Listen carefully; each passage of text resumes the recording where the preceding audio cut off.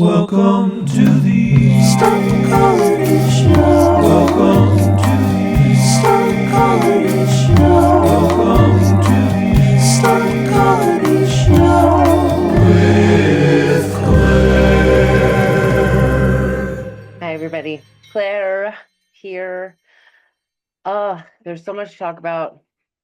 Sorry, the roosters are I have the windows open, so I just started talking, so they're gonna be talking too. Zoom usually does a really good job of taking all that crap out, so hopefully you don't hear it. But anyways, hello, happy Monday, happy Libra season, happy autumn equinox, first real day into the fall equinox and the best time of the fucking year. Um, I oh, I feel like there was so much preparation to make this video today because I'm gonna get into it. But transit wise, astrologically, oh my God, we are going through so much, and the past is getting so much brought up right now, and it's just so uncomfortable. Ugh, it's a lot. But anyways, um I'm going to get into the astrology. I am trying to figure out what the best way to do notes is. I'm having a hard time. But because I can't get into the flow with this anymore. But today I think that I kind of got it. So I'm gonna be like flipping back and forth. I have a ridiculous amount of notes. I was thinking today because I used to write on paper. Like I have notebooks and notebooks full of like my old notes of just, and I would keep it all on one page. I remember there was a couple times that I did flip, but the fact that I have this now, I can just keep going. And I do. So, this amazingly, after seeing all of that, this week is a very kind of like good and chiller week astrologically. So, there is a lot to cover just because I haven't been around for a bit, so I want to catch you guys up on what's going on. So, Monday the 23rd, we have the moon is in Gemini today. And one thing that's going to be popping out real big is that Mercury is trining Uranus today. And that is until the 25th. So I just threw my calendar. Hang on, let me just bring up this calendar so I can. Okay, 25th is on Wednesday. Okay. Uh so with Mercury, our thoughts, how we communicate, trining Uranus, the most unpredictable planet out of all of them, uh, we are very open-minded with that. Trining is positive pairing. So we have this energy where we're like, I can take on the world. And so can my friends, so can my family. And we just have this like, I don't know, like open-mindedness is the best way that I can kind of think of what I'm trying to say because, can't read my freaking handwriting. The other thing that I want to talk about is that on Monday, we have the moon squaring Saturn. So the moon, and then it's also going to be pairing with Jupiter. So squaring is not a good feeling. Squaring is friction, remember? So this can be really confusing. It can feel kind of overwhelming at times. It can feel like too much. So just with that being said, having my roosters are going insane right now. Having all of that said, on this kind of a day, if you are not a person that is naturally ruled by Saturn, these kind of days can feel very like, God, Mom, can you please just leave me alone? fuck off. Like that's why it feels overwhelming, like pressury. But as someone who is literally fully ruled by Saturn, and the rest of my chart that's not ruled by Saturn is ruled by Neptune in Pisces, and Saturn is in Pisces today, I got a lot of shit done today. And I wasn't gonna make a video because my hair looks like dookie and I have no makeup on, but I was like, if I do not do this right now and I go inside, I am going to not come back out here. I have very much realized that ADHD with me is such a tricky little bitch. Like I literally have to trick it. So anyways, so with all of that Saturn energy and then Jupiter in Gemini, the Gemini with the Pisces, with the moon, like it can feel very overwhelming. So that's Monday.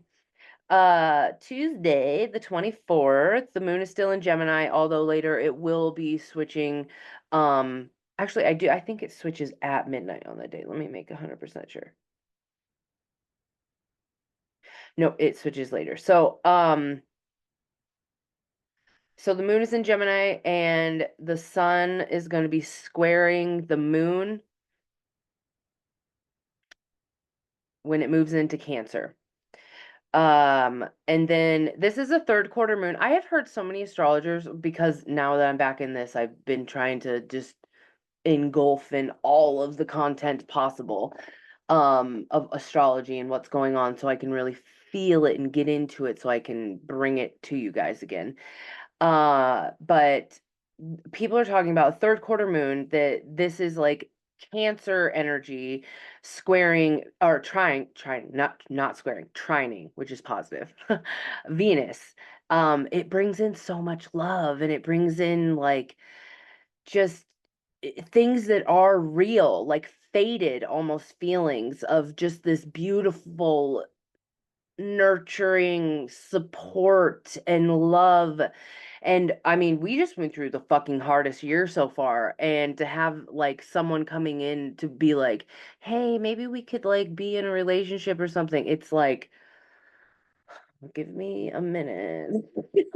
So it's hard because we're juggling a lot, but this is also happening too. So just trust the process, go slow. Mars is in Cancer, so that slowness with the nurturing is it's happening whether we like it or not. So just flow with it.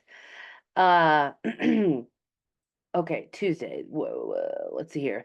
So the other thing that's going to be going on is that when the moon is in Gemini, it's going to be squaring Mercury in Virgo. And then also squaring Neptune in Pisces. And then when the moon, oh my God, the moon will move into Cancer, and it's trining Venus, and then Mercury. Okay, wait, let me just say this. Moon squaring Mercury is the quick thinking. Moon, let me see here, squaring Mercury. So that's when it's in Gemini. Yes. So when it's in Gemini, too much thinking. We're in an air sign now. We're in Libra season. So Libra seasons can't make decisions for shit. So overthinking, overanalyzing, whoops, um Virgo, all of this like over, and we're at the very ends of Mercury and Virgo, guys. We have been in this for fucking ever. So that is a lot. And then with it squaring Neptune also, which is in Pisces. Neptune is the planet of delusions, illusions, intuition, dreams, all of that. Like it just brings a big wet blanket over the whole foggy fucking insaneness that Pisces is, where it's like, we're already overthinking, but let's add some fog to the mix so you can't see your thoughts. Ugh. So that's a lot. But remember, we have this good energy that's like supportive and it feels good, but it feels like a lot. Then Mercury is going to be trining Uranus, so Mercury and Virgo trining, positive pairing with Uranus and Taurus. Two earth signs, those pairing up. Anything can happen. Yes, that can mean bad. Yes, it can mean good. But Aquarius is ruled by Uranus. So those of you with Aquarius energy and those of you with Taurus energy, because that's what it's in, um, it can be so good and so amazing. So just be open. Yeah.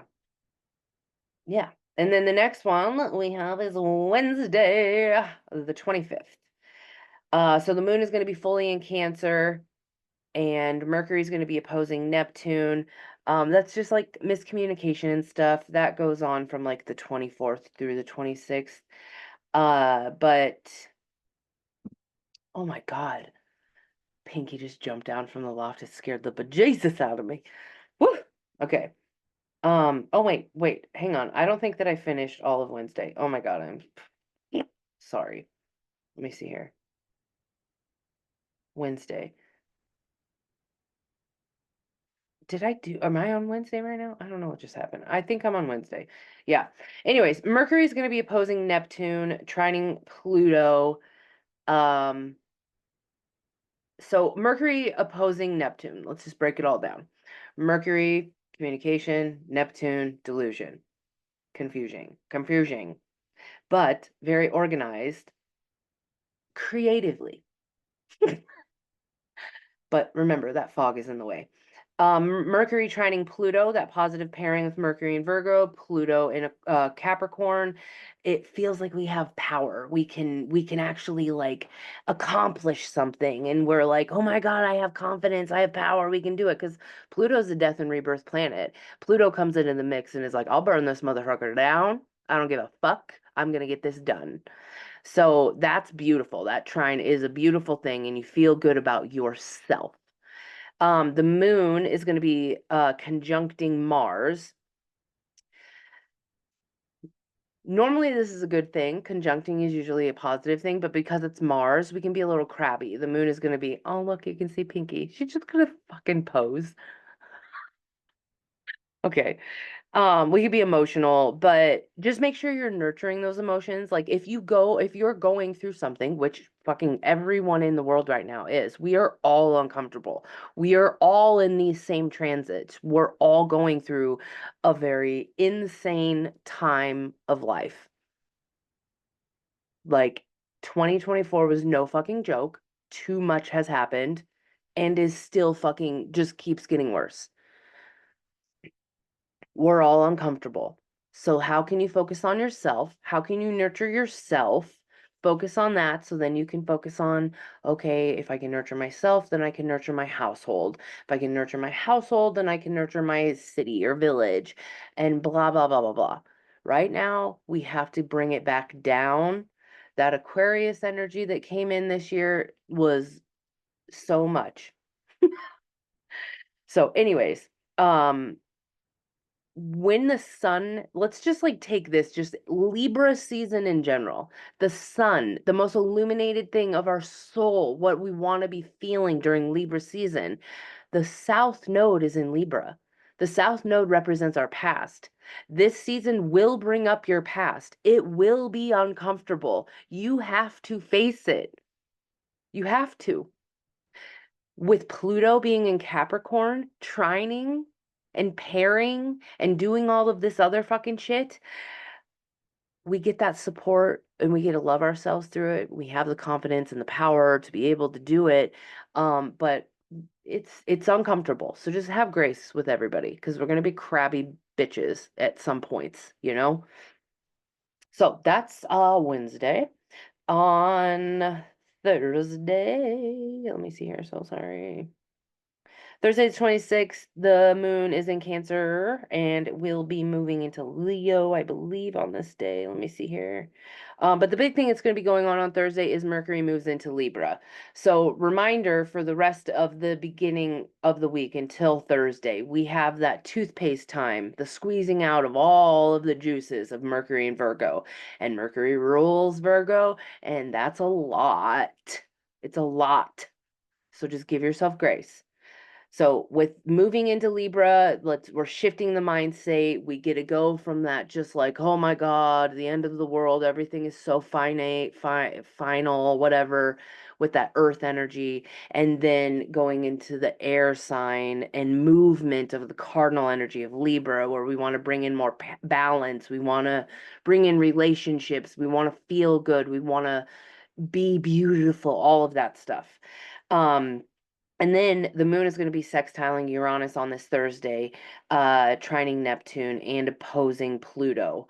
So with the moon in Leo, we get that pride, we get the confidence. The sextile with Mercury, it's really good vibes. Like yay, this is going to be like everything's going to feel good, everything is going to be amazing. And we get to that chance to like feel good and also be like a good cheerleader for other people. Like again, we have a shit world. Don't be shit for other people. We don't, there's no need right now. Like, we don't need to deal with that. Whoop. With the South Node, the other thing that I wanted to talk about, and this is something that a couple different astrologers have brought up, and it's excuse me, it's something that I have noticed with my clients. Every single person that has been coming into contact with me, they're like, I feel like something big is happening. Something really big is going to go on. Yes, it's a media. Yes, it's an election year. Yes, this is something that happens every election year. However, right now in particular, in this moment, we have the South Node in Libra. We are in between eclipses. The nodes haven't even switched yet. We just switched into Libra season where the past is just fucking literally staring us in the face and is like, are you going to deal with this? Or are you going to be a little bitch and just fucking waste away your life? It's now or never, because remember Pluto's in the mix too and Uranus is in the mix. Like there's so much. So, the moon is our personal emotions, the moon. And when it's hitting all of the outer planets and everything like that, it is like, okay, this is personal, but then it's like, this is global, this is worldly, this is so it's a lot. It's a lot. So give yourself grace. Give yourself grace. Friday, the 27th. I'm just gonna say that Friday and Saturday the moon is in Leo. So the 27th and the 28th, I'm gonna kind of lump these maybe-ish together. Let's see here. Friday. With the moon being in Leo, is gonna be squaring Venus. So remember, moon is our emotions. Venus is love and relationships. It rules money. It rules like beauty and all of that kind of good, gushy stuff. With it in Scorpio, it is at its detriment. It does not feel good in Scorpio. The quote that came to mind when I was like feeling this transit was, I myself am strange and unusual. Because you have that moon in Leo where it's not comfortable there either, because the Leo is more comfortable with the sun. So it's like our emotions are so fucking confident, and then Venus in Scorpio is like, I like weird fucking shit. Like that's that's the full power. And if you are comfortable being weird, this is gonna feel good. If you are comfortable letting your freak flag fly, fucking go for it. But it is going to feel weird for those of you that have ego problems and have a problem with how people look at you and whatever. So just know that on Friday, that square is exact. But on Saturday, it switches into much better vibes. Um, we do have that little bit of overwhelm that's going to be going on, but the moon squaring Uranus is the thing that's going to be happening more on Saturday. um it's very like, Uranus is unpredictable, anything can happen. The moon is our emotions, so those could be emotions. However, if we allow ourselves to flow with it, this can be a very beautiful, fun, unpredictable, just just one of those days where you're like, I don't know how I ended up here, but sometimes the party takes you places that you didn't plan on going. Against me, thrash unreal. But yeah, That's Saturday's vibes, so much better. If you were like wondering what days you should go out, you will feel better on Saturday.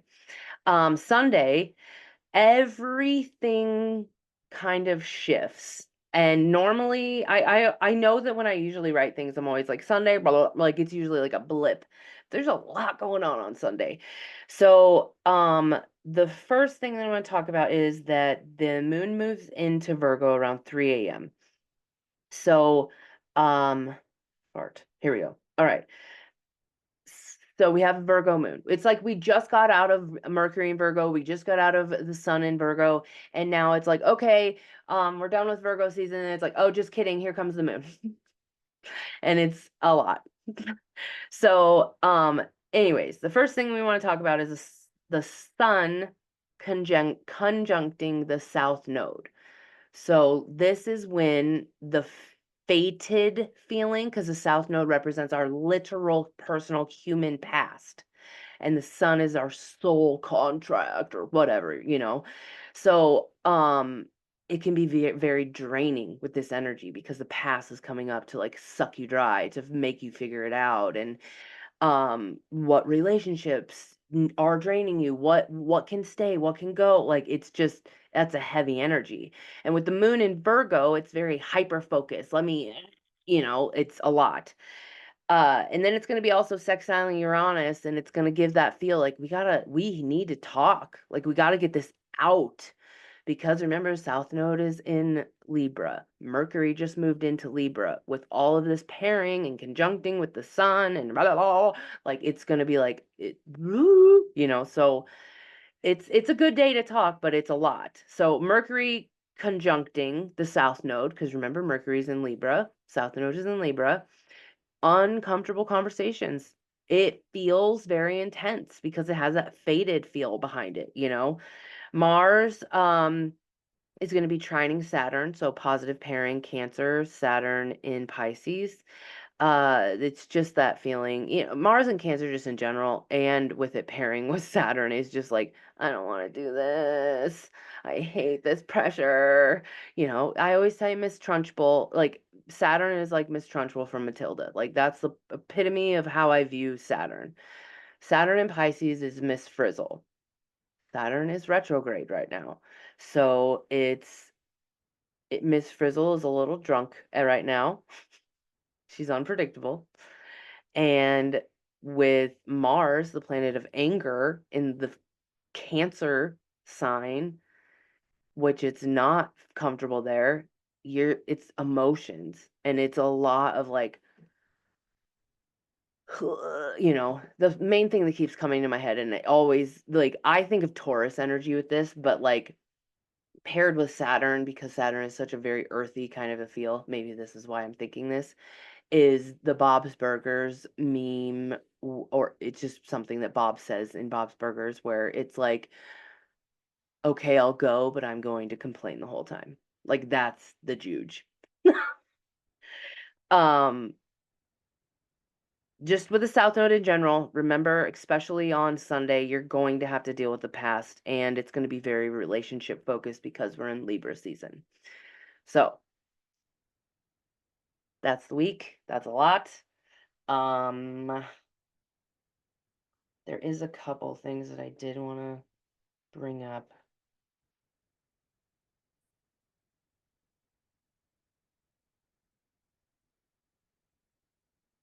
Oh my God, how did I do this? I don't even know what I.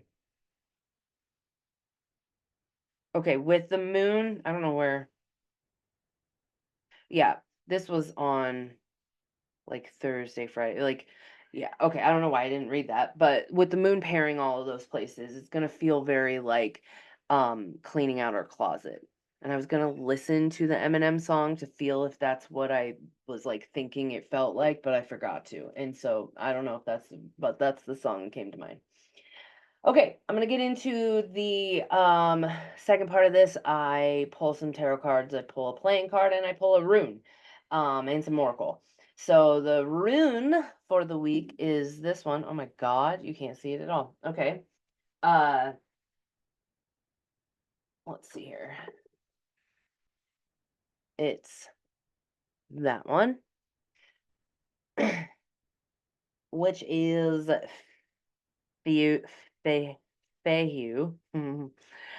This is a rune of fulfillment, ambition satisfied, love fulfilled, rewards received. It promises nourishment from the most worldly to the sacred and divine. For if the ancient principle, as above, is true, then we are also here to nourish God. This rune calls for a deep probing of the meaning of profit and gain in your life. Look, excuse me, with care to know whether it is wealth and possessions that you require for your well being, or rather self rule and the growth of a will. Another concern, Fehu, is conserving what has already been gained. Conserving what has already been gained. Okay. It urges vigilance and continual mindfulness, especially in times of good fortune. For it is when we are likely to collapse ourselves into our success on the one hand, or to behave recklessly on the other. Enjoy your good fortune and remember to share it. The mark of a well nourished self is the willingness to nourish others. Whoa! That was what came up this week. Wow. Cool. Still vaping. Okay. The card that I got is the Five of Diamonds. So, on this deck, it comes up as fear. I use my maybe three of them, I don't remember, grandfather's, probably just great. But this is the modern use of the fortune telling, and so the modern use in the book of 1914. Okay, this is how he read fortune. So uh, I don't know how else to describe this. This is the fortune part of it. So the Five of Diamonds says, this is supposed to be the best card in the pack. I've never seen it say this before. So I was like, holy shit. Health, wealth, and happiness. So fuck yes. The next card we got, the moon. And I'm using the whole, oh my god, don't judge my kindergarten how I paint my fingernails. The moon. So I'm gonna read it in this tiny little thing because it's just like, um, I don't know how else to say this. It's just short and sweet, you know? Oh, come on. Okay, I think it's in the back of this. Nope. What the F? The minor. Here we go. Moon, where are you? Okay. Oh, it's the werewolf. Oh my god, how weird. Okay. Hidden dangers, deception, mystery, things are not as they seem. Intuition, instinct, and the subconscious, wildness, and a struggle for sanity. Guys, that's our moon, that's our emotions. How many times did I say over the astrology of what is going on that the moon is the thing that's going to be fucking us up a lot? Wow. Okay. So that makes sense. So we have these hidden, like cloudy weirdness that's going to be happening, but we have this fear, and this is the best card of the deck. And then I am, let me see here, Halloween. Okay. I'm going to do the Halloween Oracle, and this is the card we got, the Underworld.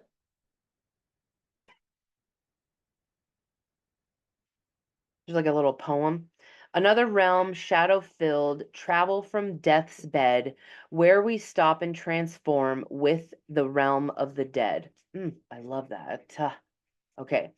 The idea of an underworld, a whole realm that we go to after we die, is a concept that crosses a huge variety of cultures and eras.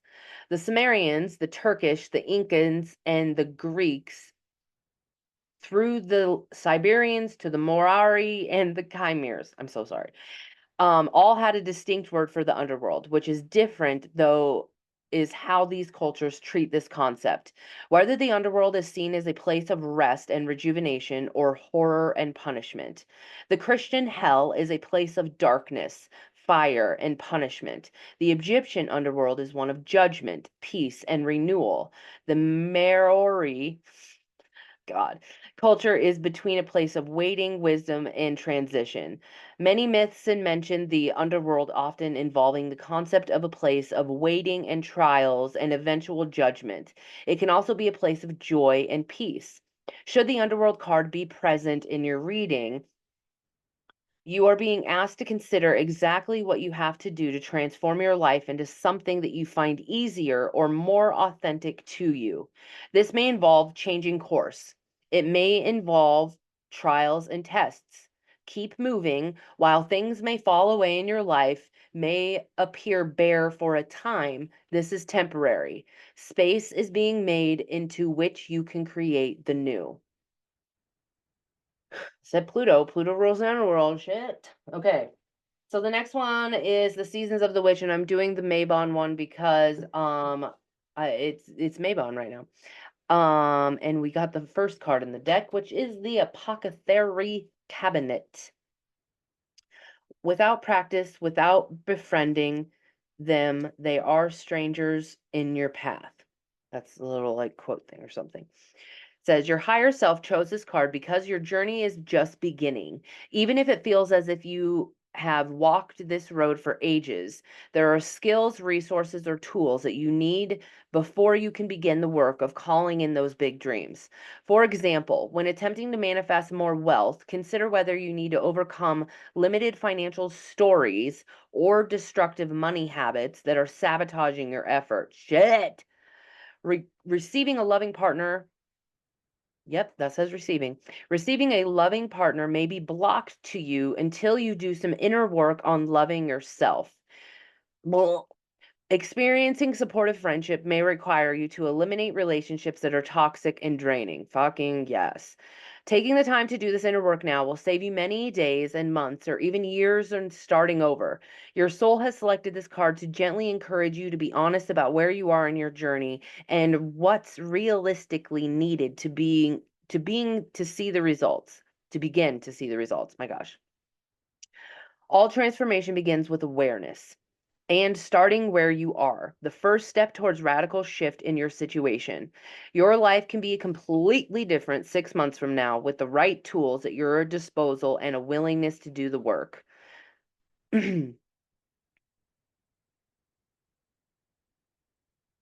Wow.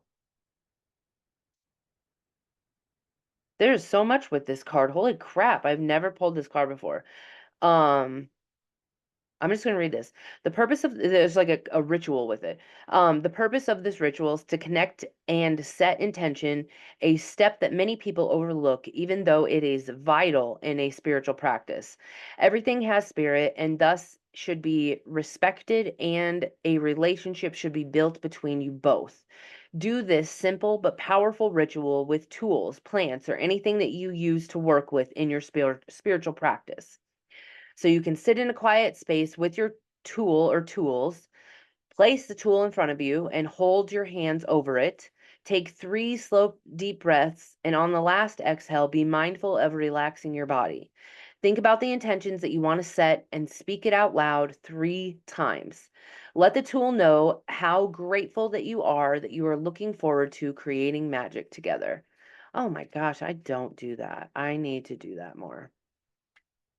I do kind of like when I come into the shed, I'll be like, okay, good morning, shed. Good morning, spirits that are in here. Good morning to the cat, Pinky. And then I light the incense, I light sage, I light rue, I light Palo Santos. Like, I know it seems like a lot. I'm not like burning it like crazy. I just light it to be, and then smell, and then I'm done. Um, I used to sage the shit out of every place I was ever at, but me and these ghosts in here, we're tight. I got everything very controlled in this building, because any other building I've ever been in, it was always conjoined with a lot of other people. This is a shed; it's just me, so I'm very in control of it. Um, but yeah, I don't ever like thank the sage, and I should thank my shed or thank the spirits. I mean, I do thank the spirits a lot, but that was cool. Wow. Okay. So we have emotions coming up, but we have so much good. The best card, remember, health, wealth, and happiness. We're going to be diving into the underworld. We're going to be, remember, Venus is in Scorpio. So it's the deepest feelings. And then that apothecary card, it was, I need to go back to it because I took off in my own little way. Um, the developing the tools on how to get through all this hard work. So what is it that you're using, or coping skills that you used to use not working anymore? I know that's a thing for a lot of people. Like, I mean, if you're just a person that goes to work every day, blah, blah, blah, and you're not aware in your spiritual practice, or you're not doing like a lot of stuff in your spiritual practice, and all of a sudden you're like, man, I am finding myself like drinking way more than I want to be, or I'm doom scrolling way more than I want to be, or whatever it is. um that's because the coping skills, or you're not using them, you're using bad ones. You need to be figuring out like something else.